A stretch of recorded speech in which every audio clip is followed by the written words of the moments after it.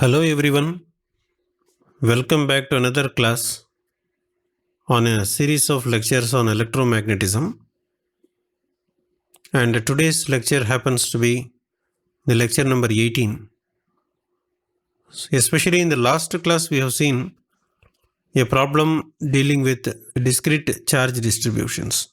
Or if you are going to consider anything previous to this lecture, we have been discussing only point charges, or we say that it is discrete charges. So discrete charge means you have a charge here and then the next charge will be separated by some distance.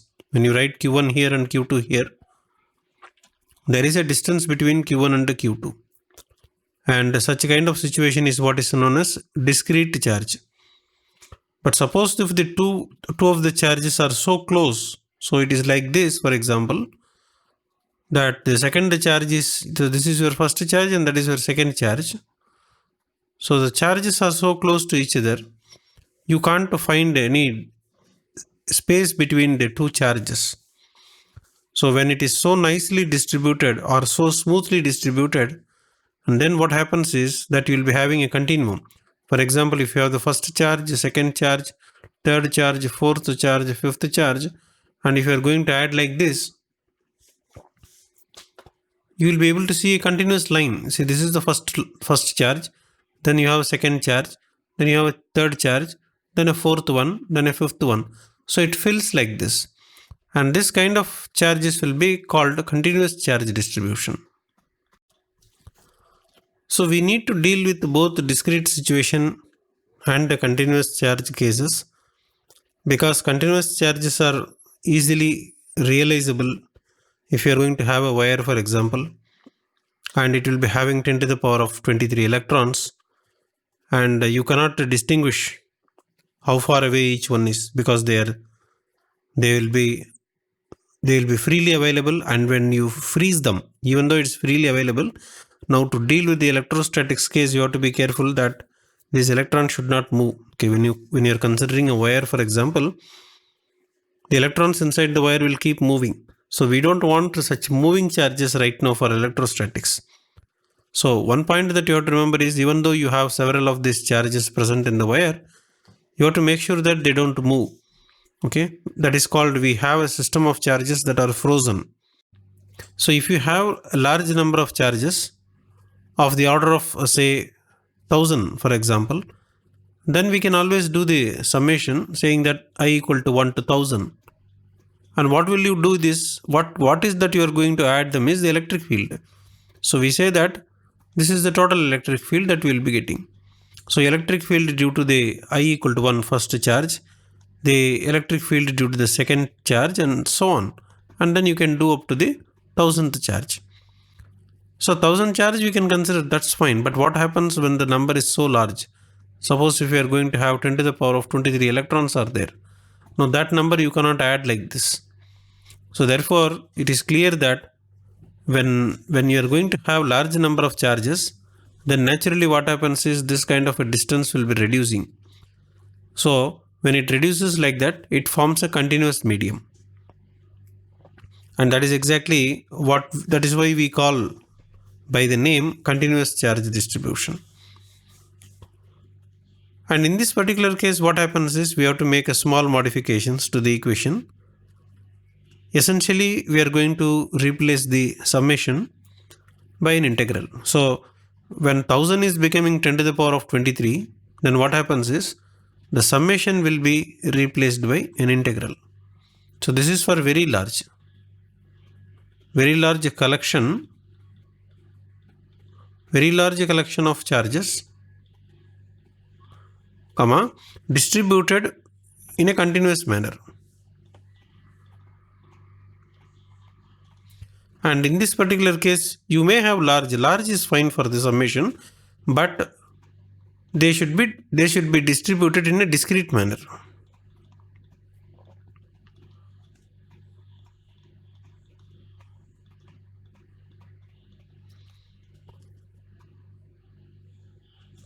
So here you see the word distribution is present in both the cases. So both are distributed. So distribution means it is only, what is the meaning of distribution is it is only the position or the location of the charges, that's all. If you have 1000 charges, where are they located? First charge is located at the point R1, second charge is located at R2. If you give this list here, big list, that is called the distribution. But since you are able to speak about first charge is located here, second charge is located there, then we say that it is discrete. In the case of the continuous charge distribution, you cannot say where is first charge located, where is second charge located. We can only tell that there are so many number of charges that are distributed over some area. That's all we can say. It is equivalent to saying, for understanding purpose, you can consider like this. Suppose if you have 1 ml of water, so how do you take 1 ml of water means? Well, you can take a small spoon, for example. You take a tablespoon, and in the tablespoon, you can pour 1 ml of water. Then, can you say what is the location of the first water molecule? Location means x, y, z coordinate. You have to tell what are the coordinates of the first water molecule, second water molecule, etc. Because there are so many water molecules are there, that is what I mean. Something like, of the order of 10 to the power 23, too many number is there. That many number is located, and they are located very close to each other. One water molecule and the second water molecule, you don't have a large distance, as here in this case. Such kind of discrete, that is why it is called discrete. If it is located far away, or at least considerable distance separation, then we say that it is discrete distribution. When you are considering an example of some amount of water, any amount you can take, any amount of water that you are going to consider, then we cannot talk about the distance between each of the water molecules. And therefore, we say that water is a continuous distribution. It's called continuous medium. Okay, if you are talking about a medium, then you say it's continuous medium. Or which means that the water molecules are distributed in a continuous manner. And we are going to talk about a similar situation. Instead of water molecules being distributed, now we are saying that the charges are distributed. So that's all. It doesn't matter what is that you are distributing. You can distribute anything. If there is a distance between each one of them, then they are known as discrete distribution. If you cannot talk about the distance between them or the separation, and at the same time you have too many of them, then we say that the collection is continuously distributed. So that is the concept that you are having in the case of electrostatic. Of course, the similar situation was there in mechanics also. So in the case of the mechanics, what did you do? You have studied the so-called calculation of the center of mass. If you are going to have 1 kilogram here, and if you are going to have a 2 kilogram, and if you are going to have a 3 kilogram mass, this is your mass 1, this is mass 2 and mass 3. Three masses are kept at locations R1, R2, R3. Then you can calculate what is the center of mass or the center of gravity of the system. That's what you have done in mechanics. And this is an example of discrete distribution of masses. So this is what is discrete. You can also have a continuous distribution of masses. Where it is available? It's available very much. If you are going to take a plate, you take a simple plate. The shape of the plate is not important. And then here, of course, it is not hollow. It is a solid plate. Okay. So you have the material here. So you take any example of a plate, not necessarily circular, any kind of shape, a triangular lamina, for example, or a sheet of paper. You take a paper, and in a paper, if you ask what is the total mass of the paper, and if you go and take the weighing balance and say that one sheet of paper is weighing 5 grams, then you ask where is the first 1 gram, where is located, where is the second gram located? Can you show me the place where is the mass is distributed? You can't show, because throughout this particular region of space, the masses is uniformly distributed. So you can't say that the mass is accumulated at one point here and then mass is accumulated there. It is not so. So this is not happening. So instead of that, you say that the mass is uniformly distributed, and then the total mass of the paper, and you are going to measure and say that 5 gram. Now therefore, paper is an example of continuous mass distribution. So in mechanics, it is the mass distribution. Now in electrostatics, we are talking about charge distribution. So the concept of the distribution is there everywhere. Okay. So what is actually distributed is that is the point you have to focus.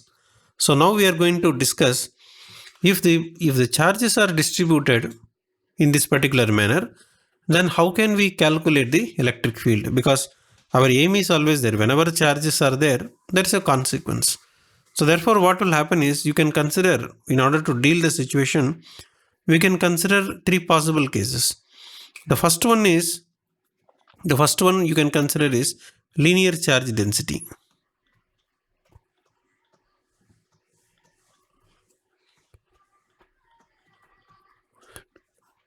Of course, why do you want to consider first variety, second variety, etc.? That depends on the geometry. Anything you do in an experiment, automatically geometry enters into picture. Because you are living in 3 dimensions. Of course, you can ask the question, when we are studying physics, why geometry has to enter? Okay, it enters because the very place where you are surviving. So you are living in a world, right? 3-dimensional Euclidean space. That itself is a geometric structure. So basically, you are living in a place, namely, and that particular space itself is known as the 3-dimensional Euclidean space. So the 3-dimensional Euclidean space has geometric properties, mathematical properties. Those properties will be reflected on you. You can't escape. And that is why, so it is not that when you study physics, mathematics will not enter. It's not like that. The mathematics and physics are so closely interrelated that you cannot separate them. Strictly speaking, you can't tell which is mathematics and which is physics. To that extent, the two subjects are interlinked.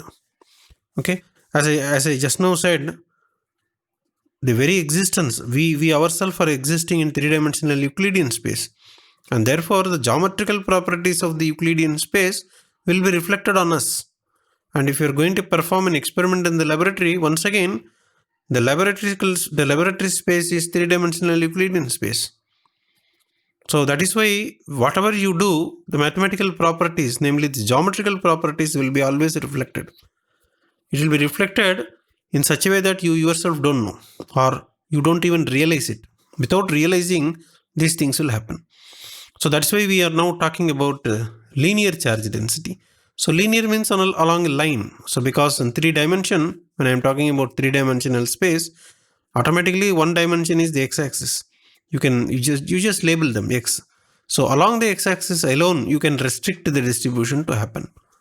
If you are restricting the charges, okay, since you are going to do an experiment, you can do whatever you like, and therefore it is, if you are going to restrict the charges to be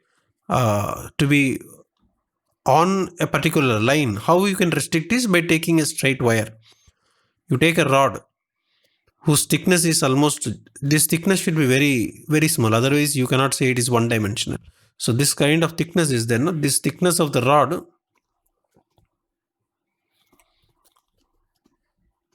should be as small as possible.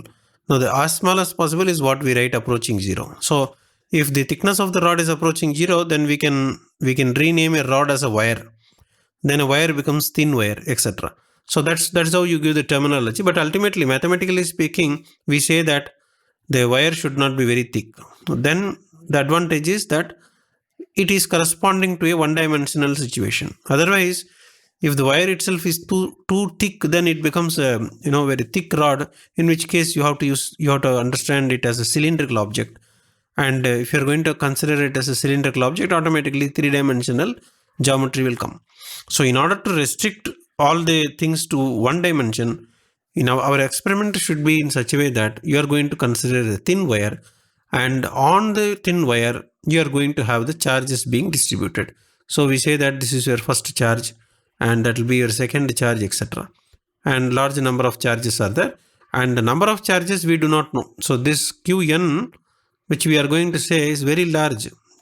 So total number of charges, we do not have a count on that. That is an interesting point. How many charges did you distribute? Are you distributing 1 million charges or 100 million charges? That we do not know in an experiment. Then what is that you are going to do is, we all know that, what all we know in an experiment is that I have taken a total charge Q. That number can be anything. For example, total charge can be 1 millicoulomb. I will take 1 millicoulomb and then keep it on the wire. Then what happens is the 1 millicoulomb will be distributed uniformly on the wire. So once it is uniformly distributed naturally, what all I know is total charge 1 millicoulomb is what I have kept here. How it is distributed, where is Q1, Q2, those details I do not know. So this situation is what we say the charge distribution on a line. So this is basically, so I will say that this is on line. So that's why it is called linear. So mathematically we say it is line. Physically it means it's a wire. Okay. The wire can be conducting wire or an insulating wire. That's not important, because you should know one thing, that whether it is insulating or conducting doesn't matter here, because the conducting wire is important only when you are talking about the charges in motion. If you want the charges to move freely, that means if the electrons, if you want them to move freely so that you can pass a current, then only you are talking about the conducting wire. If you don't want the charges to move, then there is nothing special about the conducting wire. You can also consider an insulating wire. Insulating wire means something like a plastic sheet. Instead of plastic sheet, you take a plastic and cut it in the form of thin wire. Then you can again distribute. Of course, the charge distribution is still possible. Okay, that is what is known as static electricity. So static means the charges won't move. So here you should be very careful that it doesn't mean that we always consider the conducting wire. It doesn't mean, but you can consider conducting also, non-conducting also, because when we are discussing the static situation, when you are going to talk about the electric current, at that time naturally the insulating case is rejected because the electrons cannot flow freely. Okay, so for the time being, for electrostatics, that distinction is not important. It doesn't matter how are you going to create the charge distribution. What all we know by a charge distribution is that I am going to take some amount of charge. This can be measured. For example, I know that total charge I am taking this, and then that is distributed on a wire.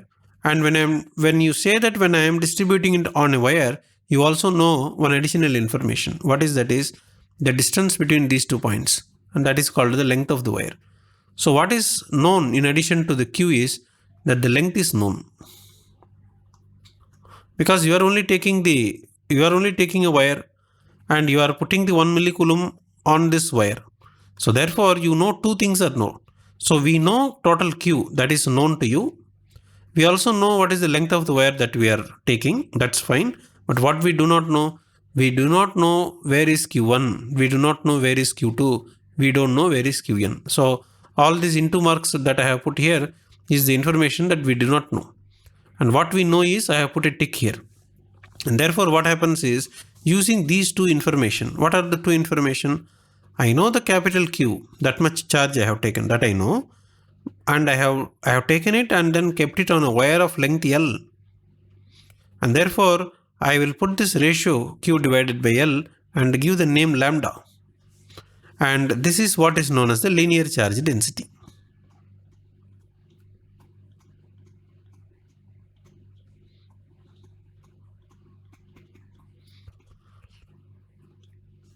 So there is an advantage of dealing with this, because since you do not know small q means small q1, q2, etc. we do not know, but still we can gather the information in terms of small length. So what is an advantage you will see?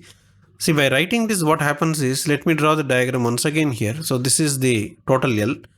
So that means from here to here, from the left edge to the right edge of the wire, the total length is L. So that's fine. Then what happens is, this one I am considering it as an x-axis. So let us say that this is the x-axis and this particular point can be x is equal to 0. So I am bringing a coordinate system, and this is the wire that you are going to consider. So whatever you are having here, so this is your wire.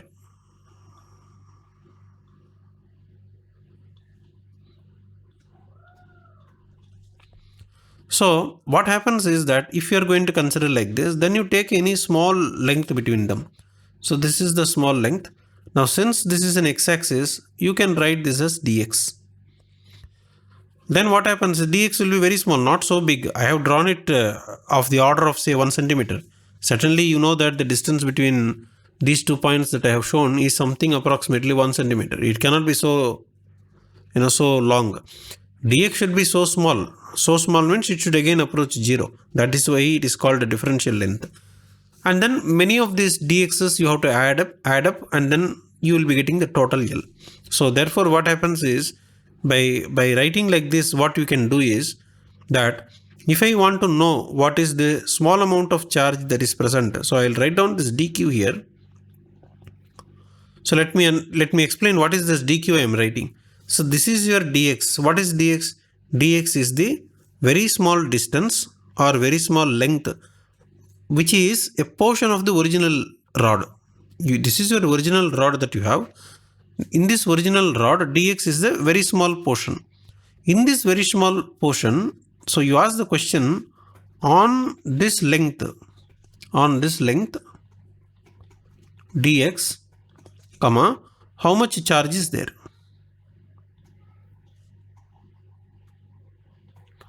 Charge is present. So you are going to ask a question that on this very small length dx, how much amount of the charge is present? That you are not measuring. Remember, you can't measure. You are not measuring this. What all you measured is a capital Q. I took some charge and then kept it on this wire, and then it has distributed. It itself distributed in a uniform way. Okay. Once this is the case, then you are asking the question, how much charge will be present on a small length? And that is what I am writing is as dq. So dq represent, yes, a certain amount of small charge. So if q represents the total charge that is written here, then automatically dq will represent a small amount of charge that is present over dl. You do the cross multiplication. This is q here. So I can write down that this is lambda times, I have to write dl. Now that because this is along the x-axis, you can write down that this is dx. So L is the total length, and we are going to align the wire's length along the x-axis itself, so that we can write down that this is dx. So ultimately what happens is the differential relation is the one that you are going to use frequently.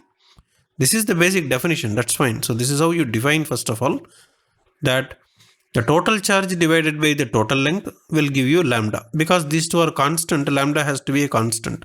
This cannot change. No, you should not put d lambda, then there's a problem. D lambda cannot be there. So Q is a total charge you are taking, that's a number. L is the length of the material, that's a number. These two numbers will not change. Okay, you are not allowing the charges to escape from the system. When you are doing an experiment, one bit of rod will not fall down. Okay, so these two things are therefore constant. So Q divided by L will be lambda, and that lambda is supposed to be a constant here. That is very important. What will happen if it is not constant? That is a different story. So that is known as a non-uniform distribution. So that we will not discuss now. So we are going to consider a situation where this particular ratio is going to be a constant. So that is another important point that you have to remember. So this lambda, we are going to consider it as a constant. We are considering. It is not compulsory that it has to be constant. If it is constant, then many of the calculations and experiments can be done comfortably. If it is not constant, then automatically mathematical additional difficulties will enter into picture.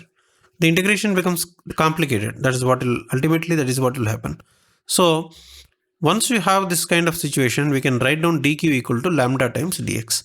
And now remember that since lambda is a constant, is taken as constant. Constant, we say, so we say that the charge distribution is uniform. Now this terminology is important. Uniform, non-uniform, that is very important. Now if you are going to consider, or if you are going to perform an experiment in such a way that lambda is a constant, then we say that the charge density is a uniform charge distribution. And here you remember that I have only written linear charge density. I did not say whether it is uniform or non-uniform. Both are possible. So let me write down here itself. What are possible is uniform is also possible. That means you have to read like this. uniform linear charge density. The second option is non-uniform linear charge density. So both varieties of charge densities are possible. But however, dealing with uniform charge densities are easy both practically as well as mathematically.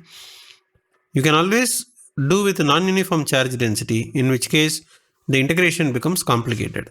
So when there is a non-uniform charge density, automatically what happens is that lambda will not be constant. If lambda is not a constant, so here let me write down what is the meaning. The meaning is lambda is not a constant. And in this case, I will write down that lambda is a constant. So lambda is a constant is the most, let me put a tick here. That is what you are going to deal with. And since you are right now in the second year of the 5-year integrated program, now whatever we are going to deal is the situation corresponding to constant lambda. Constant lambda means uniform charge density. So that is the situation that we are going to deal. If it is non-uniform, yes, it is possible, but all the mathematics will become fairly complicated. So now the idea is clear that what is the ultimate conclusion that we make is that if lambda is represented by, or if lambda is denoted for what we are representing is linear. Let me write down here why lambda is there. So when you take this, so that is the lambda, right? And we usually prefer lambda as a symbol because this is for the linear. So you have L here, isn't it? So because linear represents, L comes into picture, so that is why lambda is used. You can use any symbol as you like, but however people use some symbol so that it is also easy to remember. So lambda is taken because you have L there, and L corresponds to the linear charge density. So that is why lambda is known as the linear charge density, and then we will be using this expression for the differential charge that you have. And of course, you can ask the question, why did you write this and put a box here? The reason is, the interesting point is that it is easy to convert the equation that you have. Now you have the equation for the electric field, so due to a single point charge. So for a single point charge, what is the expression? 1 divided by 4 pi epsilon naught into Q divided by R square, then you have R unit cap. So what you do is that you can make a small modification to this equation, that we write like this. So 1 divided by 4 pi epsilon 0, that being a constant, we will write out. It doesn't matter whether you put inside the integration or outside the integration. It's a constant anyway. Then what happens is this Q. So how will you get Q? That is the question. Now you go back here. So this is, let me write down that this is your equation number 1. Now this is Q. Equation number 1 tells you dq. So how will you get Q from dq? As you can see that we have to perform integration. Now that much is clear. And therefore you put an integration here, and then instead of Q you write this integration. Therefore I can write that this is lambda times dx, then divided by R square. Anyway, R square has to be, let me write down for clarity, that R square is basically R minus R prime square. This is the meaning of the script R. And then you have this R vector. R vector, as you already know, that this is R minus R prime, and then you have to take a unit vector. I am just writing for the clarity that all the script R is expanded in appropriate notation. So this is how the integration is there, and the integration has to be performed on the line. So I'll put a L here. So what do you mean? This L is not very important, but the meaning of L is that the integration has to be performed on the line. On the line means on the wire or on the rod, whatever it is, the one-dimensional physical object that you have taken, that particular object, on that particular object you have to perform the line integration. Therefore, this particular integral is known as the line integral, because this is a linear charge distribution, and therefore this has to be a line integration, and the integration has to be performed along the curve. Curve means, what is the curve? Curve means the wire. Maybe your wire is not straight, then what will happen? If the wire is not straight, for example, if this is the wire I am going to have, and this is the starting point of the wire, this is the ending point of the wire, I may be knowing what is the length of the wire. You can make the measurement of total length, so that I can measure. So L equal to say 10 centimeter, that is fine. total Q also I know that this is say 10 Coulomb, for example, I will be taking. So you can always calculate Q by L and etc. That's fine. Then what is dx? Dx will be, this is the small distance. That distance will be equal to dx. So that is fine. But however, the integration has to be performed along this particular curved path, and that is what we say L. So along this L, the integral over L means the integral over whatever physical object, that is one-dimensional physical object that you are considering. That is the integration you have to do. And if you do that, we will be getting the electric field due to continuous charge distribution. That means since the charges is continuously distributed here all along the path, you have electrons are distributed along this, and we are calculating the electric field because of this particular charged wire at a distance r from it. So you can consider any point here and then say that some r here, and this is the r. Okay, so that means if this is the dx that you are considering, instantaneous dx, then I will be calculating the electric field at this point due to this wire, particular wire. So the meaning is now clear that discrete charge distribution, when you are making a transformation to the continuous charge distribution, there is a modification of the Coulomb's law. So this is your original Coulomb's law that is there here for a single charge Q by R square. Now this is for a single charge, and this expression is for a linear charge distribution. Now the charge distribution need not be a straight wire. That is a point to be noted. It may be straight wire, it may be a curved wire also, whatever be the case. Now for whatever be the case, you have to perform the integration along that particular path where r prime will have the same meaning as we have described in the earlier classes. What is the meaning of the script r that we have considered? Same meaning will come. And remember that there is a x here, there is a r here. So those conversion has to be appropriately done. Okay, when you are writing dx, dx is symbolic representation. It's a small differential length.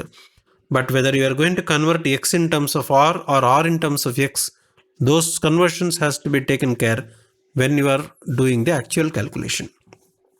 So this is the point that you remember, that your the so-called Coulomb's law will be looking like this in the integral representation for the case of continuous charge distribution. So it is not difficult. Of course, when you have an equation like this and then read this equation, it will appear as if it is difficult. Okay, but now you understand what is happening actually. You know that the Q is getting replaced by this quantity, and that is what is the integration that you have. Okay. Sometimes you may get a doubt, small doubts. For example, let me ask what kind of doubt you may get. Okay, we have written like this: dq is equal to lambda times dl, right? That's what you have written. And then what happens is, so what is the meaning of this is, we can get the Q by doing this integration lambda times dx. That is clear, right? If it is the case, this is the doubt. The doubt is, in this electric field here, in this electric field, you will get a doubt that why should you perform the full integration? You see here, this is the Q, right? So there is a Q here. This Q will be the integral of this. So let me write down the integral of lambda dx. Then you think that the formula should be like this. Okay, you have to think. See, integral is only on the numerator, and the denominator I didn't put any integration. So that is how it looks like apparently. Okay, if you are not careful, then you think that this is what we have to do, because Q has to be replaced by the integral. Then only in the numerator you have the integration. But here you see the integration is there, both the numerator and integrated. The numerator and the denominator, and it appears to be complicated. So is this correct or that one correct? Like that you may get a doubt. The point to be noted is that this r that we are going to write is not an independent value. See, these r's, whatever you are writing, that depends on the dx that you are going to consider. So therefore, anything that you are going to write down as an script r square, that depends on this particular dx. If it is a constant, then that's fine. It will be remaining constant, and it will be anyway coming outside the integral. So we don't bring it inside the integral. But however, ultimately what I am trying to say is, in the case of the one-dimensional problem, the so-called script is actually a function of x, if x is the representation for x-axis. and therefore you can't write only for this numerator the integration leaving out this. Leaving out this means what? You are leaving it outside the integration. That is the meaning. You can't take it outside the integral because it is depending on this. When f is depending on x here, and if you are going to perform an integration, this f of x cannot come outside.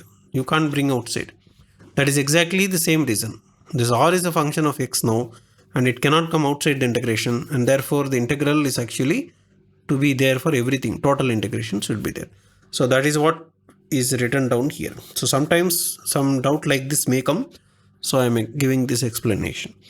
So once the idea for the linear charge density is clear, you have to repeat an identical situation. What will happen if you are going to consider two-dimensional surface, and once again you have to consider what will happen to three-dimensional volume.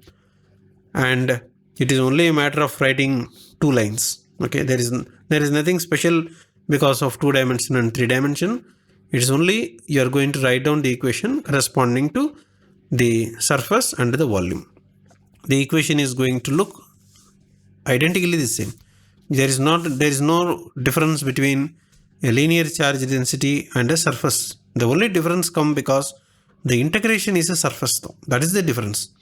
When I say identically means not identical line integration. You can't do line integration for a surface. You can't do line integration for a volume. So those differences are there, but the whole idea is same.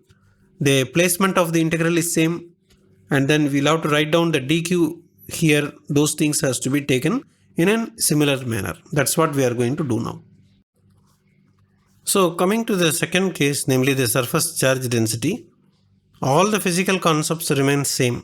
So which means that you simply take some kind of a surface. It need not be rectangular, need not be square. I am just showing some kind of a surface that you take and then distribute the charges. Distribute means it is equivalent to sprinkling.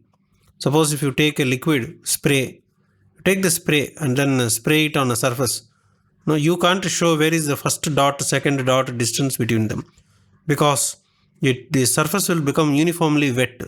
Slightly, wet means not because it is spray, it won't be wet as if you pour water on that. That kind of wet will not be there. But at the same time, you feel that those molecules, if it is water, if you are going to spray water, for example, then the spray will be so uniform that you can't distinguish which region is having more water molecule, which region is having less water molecule. That is what we mean to say uniform. Uniform is very important now. Uniform density. Uniform density means uniformly you are spraying everywhere. You should not spray in one region lot of charges and in another region you keep it empty. Then it is called a non-uniform. So that is what I am trying to explain. Shade is a kind of representation of distribution. Okay, so other than that, what are you going to do? You are going to consider some amount of charge. So therefore Q is there. So where are you going to distribute? I am going to distribute on a surface, and therefore the surface will have a surface area capital A. So if A is the total area of the surface, so only you need to know what is the surface area. That's all. Shape is not at all important. You can take any arbitrary shape and then you only need to know what is the total area. So this is total area and that is total charge. So that ratio is what is known as the surface charge density. So we are going to give the symbol for the surface charge density as sigma. So sigma will be equal to Q divided by A. And by the way, you will write down once again. This sigma, when you write down, here you have, and this is for a surface.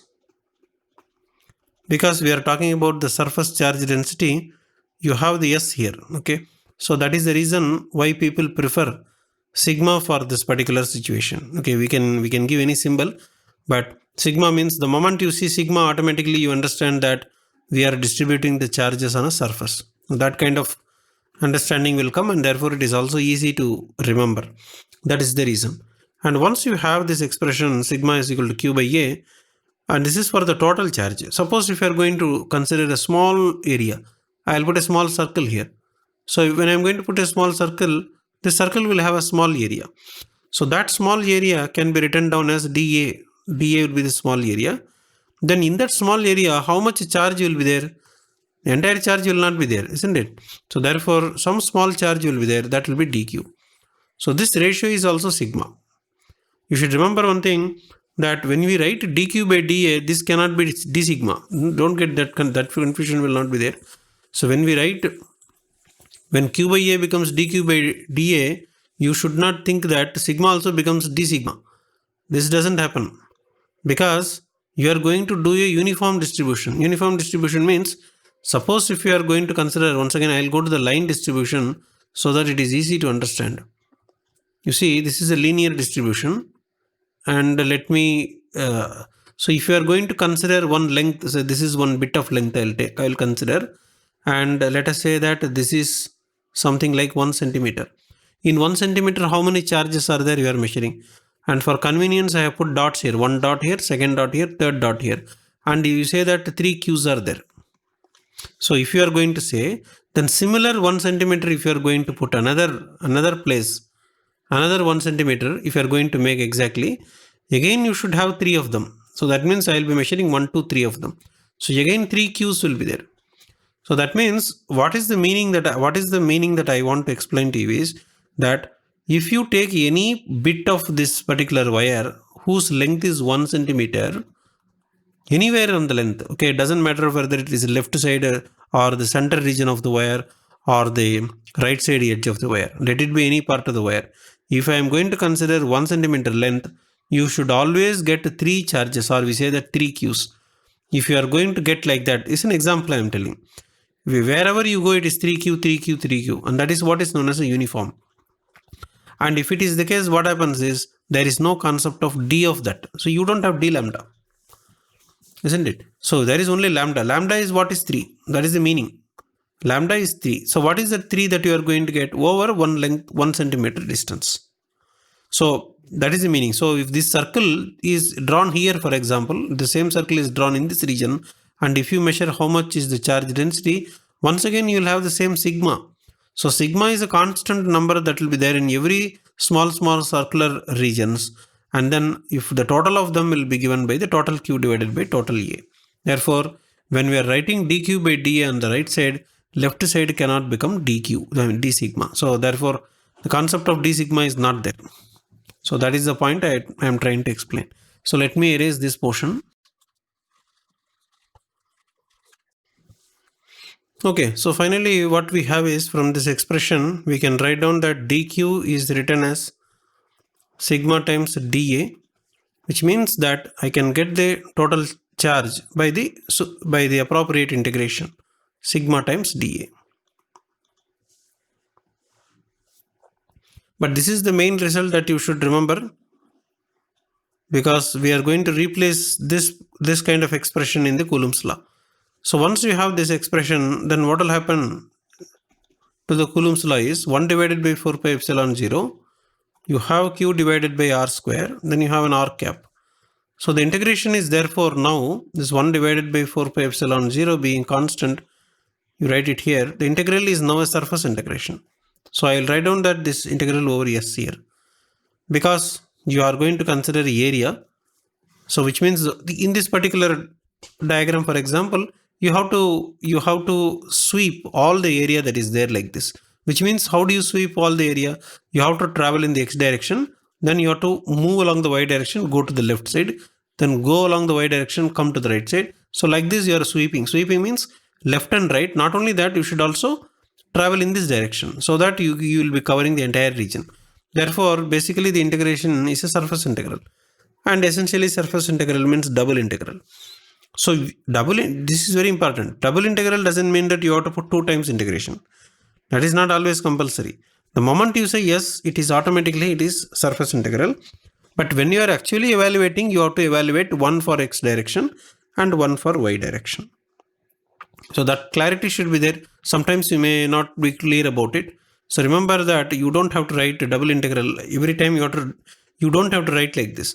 This is equivalent to simply saying that integral over S, because S represents surface. So automatically this means that you have to perform one for the x direction, one for the y direction. So that clarity should be there. Similarly, when I say that, so this is one thing. Similarly, when I say that the integration is over some volume V, The meaning is that this is actually the triple integral, one corresponding to the x direction, one for the y direction, and one for the z. It is not compulsory to write all the three. I mean, it is not compulsory to show all the three when you are writing the Coulomb's law. Even though you are not showing, okay, the s here and then the v here, that will tell you how many integrations you have to do.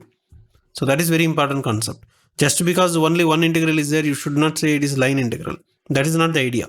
So you should always see when integral is there, and then when a L is there, for example, then it is line integral. If an integral is put and say C is a contour, contour is also linear. Okay, you have to take small linear part and then add up. You should that should be clear to you. If this is the curved surface, and that is called C. What I mean by linear is, you take any small distance dl or dx, this small bit is a straight line. That is very important. Whatever be the curved path, this is a curved path. You take small bit here. This small bit that you are going to have is a straight line. You take this small bit, that is also straight line. You take this straight line. You take this small bit, that is also straight line. So every small bit of a curved path is a straight line, and therefore this is a linear integration, or so it's called a line integral, or you say that it's a contour integral. Whatever it is, ultimately it is one-dimensional integration, and therefore only one integration is there. When you are going to put an integral and say s here, or if you are going to say a here, integral over a, automatically it means that these kind of things are double integrals. So double integral and single integral will be coming from the context, not from the number of integrations that are visible to you. Okay, that is very important. I am explaining whether visibility is important or not. You don't have to write double integral. This is not important. Instead of that, you simply say integral over s. So these two are equivalent. So that point only you have to be careful, and you should be comfortable with this notation. Once again, I will erase this board. Okay, so then we have this particular expression. Then you have a q. Okay, here you have a q here. So instead of q, you have to perform this integration. Therefore, I'll write down that this is sigma times dA, then divided by an r square. Then you have an r cap. So this is the expression for the electric field. If you want to write this expression little bit more explicitly for clarity, you can do like this. You can write like this: 1 divided by 4 pi epsilon 0 into the integral is over a surface, as just now I explained that whether you are able to understand it as a single or double integral, you explicitly write it as a double integral like this, and then say that sigma being the charge density, which is a function of x comma y. You are explicitly telling, right? Sigma is a function of x and y, and in particular when you are considering the constant case, you can take it out and multiplied by dA being the area. Area is dx into dy. I am writing this as an optional additional one. Okay, for the case of the Cartesian system, how do you write this expression? That is what I am trying to explain. Then divided by this r square, you have to expand. So how do you expand this? You have to expand like this. It is x minus x prime whole square plus y minus y prime whole square. Then correspondingly you have a unit vector corresponding to that. So I will not expand that. I will simply write down that this is r minus r prime and then put a unit vector. Basically this is x minus x prime plus y minus y prime. And you know this expression. So this is basically the distance between 2 points. If my first point is x comma y, if my second point is x prime comma y prime, what is the distance between these two? That is this one, x minus x prime whole square plus y minus y prime whole square. So that is your r square. And then you have an integral dx dy. Dx dy will tell you the area under Cartesian. So if you want to expand this particular equation, because this is the main equation. So this is the main equation. For explanation, I am writing the next step. Now, in the case of the Cartesian system, you can expand and write that, and you can say that one integration has to be performed for x variable and another one for the y variable, and then limits have to be found out, because when you are considering some region, it can be a triangular region or a rectangular region, whatever it is, then automatically the limits has to be found out, and then this integral has to be evaluated. The only interesting point you have to note down is that for the case of the uniform distribution, the sigma is constant. So that point, maybe just for information, I'll once again write down. I already told you last time for the linear density. Now I will write down once again that this particular sigma is going to be a constant if it is a uniform charge density.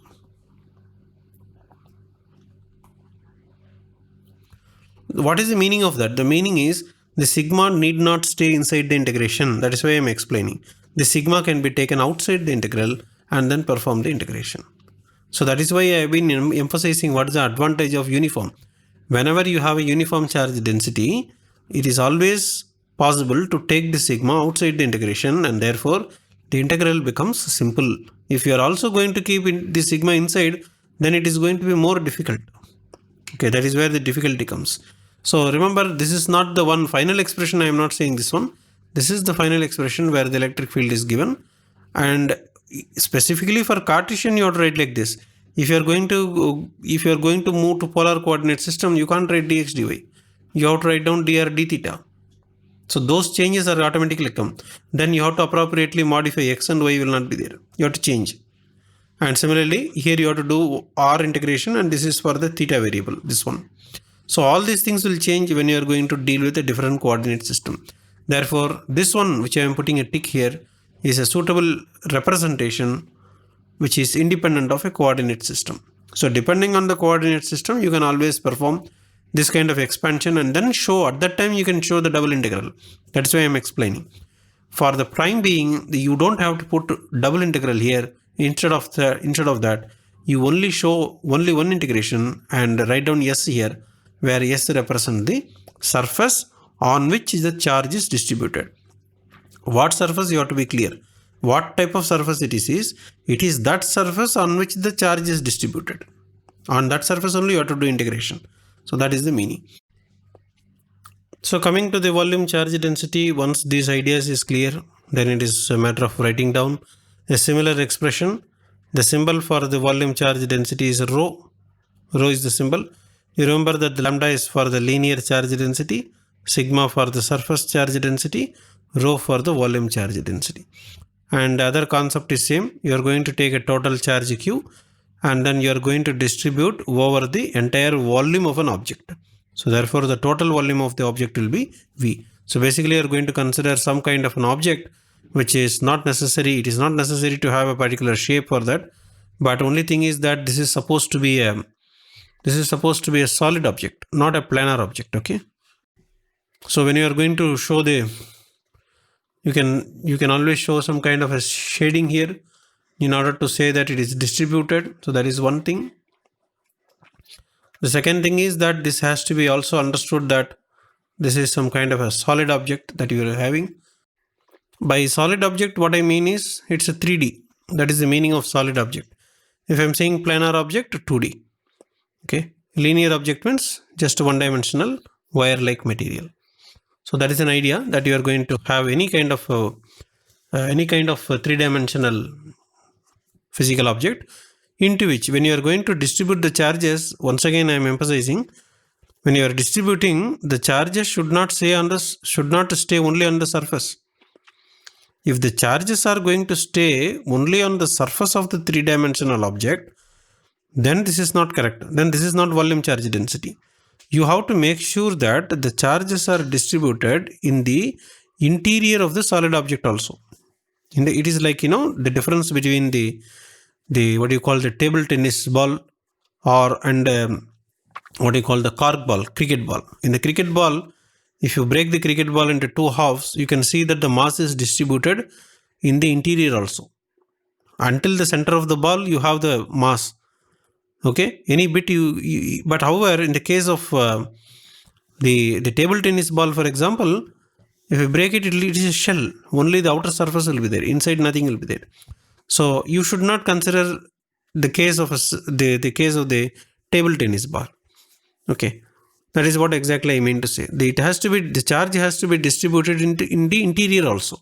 Everywhere in the interior. That is first thing. Second thing is it should be distributed uniformly also. Then this is known as the uniform charge distribution. And if it is a constant, then you can bring it outside. Otherwise, in general, what will happen is rho will be a function of x comma y comma z if it is non-uniform. If it is uniform, then rho will not be a function of x, y, z, then it will be a constant.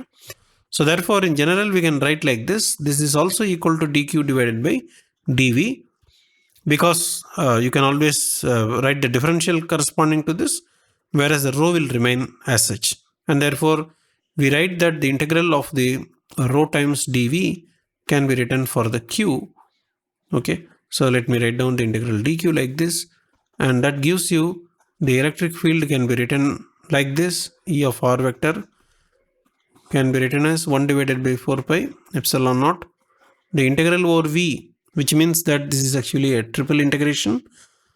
Okay, it's actually a triple integration. Then you have the rho. Rho is a function of x, y, z. If you are going to show like this, then multiplied by, you have the volume. So volume can be written down as dx dy dz. I am showing it for the case of Cartesian system. And divided by, well, that expression if you want to write, namely x minus x prime whole square plus y minus y prime whole square plus z minus z prime whole square. So if you want to write like this, you have to be careful that the x primes has to be attached here. X prime y prime z prime, x prime y prime z prime. Then you have the r unit vector. The r unit vector has to be anyway calculated based on this x minus x prime whole square, etc. So that is the expression corresponding to this.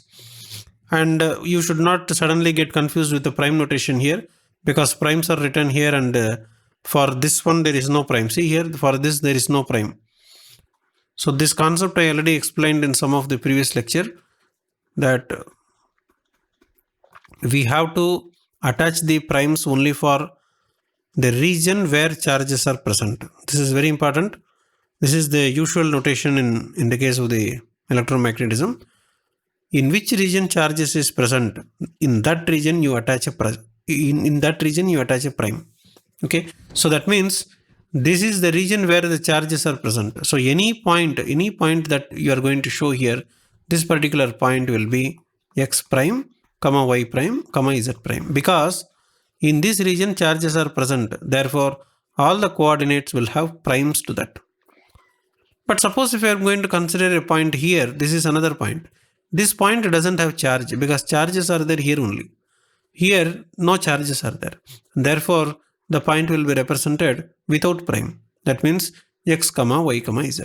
So this is the point without prime, and this will be a point with prime. So with prime means charges are present in that region. Without prime means charges are not present in that region. So therefore, you will be having both with prime and without prime, and this has to be calculated. And for the case of the Cartesian system, it looks like this. But remember one thing, that we don't have to write only for Cartesian system. It is enough if you write the general situation. General situation means without referring to any coordinate system. So how do you write that? So that is actually much more comfortable. 1 divided by 4 pi epsilon naught into the integral of, this is your rho that you have, and then write down the dv. Then simply you write down the r square, and this is an r cap. So this expression is much more comfortable than expressing in a particular coordinate system. And this is over the v. So integral over v is important. Otherwise, sometimes how many integrations are there, that will not be clear.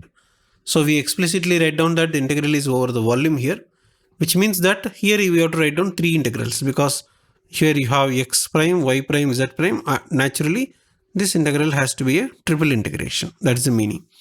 So this will be in equation 3. So what we have seen till now is that we will be considering only the Coulomb's law, and we are going to make a change in the Coulomb's law, namely that this particular expression, the q has to be replaced by an integration, and because the denominator and the unit vector, they also depend on this particular coordinates, the integration cannot be done only for the numerator, and therefore the integral has to be performed together, because everything depends on each other, and therefore the appearance of the Coulomb's law is like this. So if you remember the equation 3, it's enough.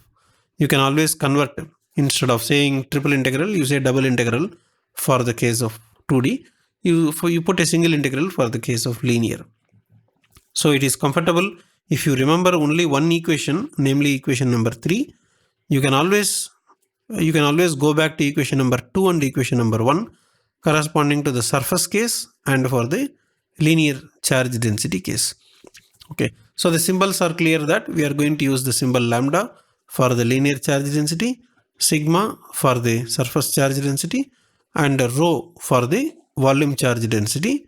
And if you are going to put, this is your equation 1, this is your equation 2, and right now we are having the equation number 3 here. So that's all about it. So otherwise the equation, everything is very same. The most important thing that I want to tell in this entire explanation is that the charge distribution has to be uniform. So that is the one. Let me again emphasize that the word uniform charge density is very important. If it is not uniform, then this rho cannot come outside the integral. This rho cannot be taken outside, and therefore the integral becomes quite complicated. And for your course, namely for the second year course, the rho will be generally considered constant. So keep that in mind, and therefore the integration you have to be careful that remove the rho outside, and then the rest of the thing, whatever comes, you perform the integration. So that is the meaning of the charge distribution. And once you are comfortable with this, then you can proceed for problem solving. But remember, in order to solve any problem, you should be first of all comfortable with the line integral, surface integral, and the volume integral. So that is very, otherwise you can't do any problem in electrostatics. So therefore, let me again emphasize that you have to refresh your knowledge on the calculus, especially the so-called multivariable calculus, because you have the double integral and triple integral. So generally the title is known as the multivariable calculus. You have to refresh your knowledge. Otherwise you refer to any standard book, such as the most probable book that you will be studying is Thomas and Finney, for example. Advanced Calculus, Thomas and Finney. You can try. Otherwise there is another book, Sham series, Advanced Calculus. So these books will give you several examples on how to perform multiple integrals, especially line integral, surface integral, and volume integral. So we will be doing specific problem, and at the time I will also explain the integration. But however, you should have some idea before you start this problem solving. Anyway, we will deal now in the next class. We'll take one example problem and then we perform the integration. So primarily the problems in electrostatics will be dealing with solving a problem, which means you have to perform the integration. Ultimately, it boils down to a problem of mathematics. So that is what I would like to make a conclusion. So refresh your memory or refresh your talents in mathematics, and let us meet in the next class. Okay.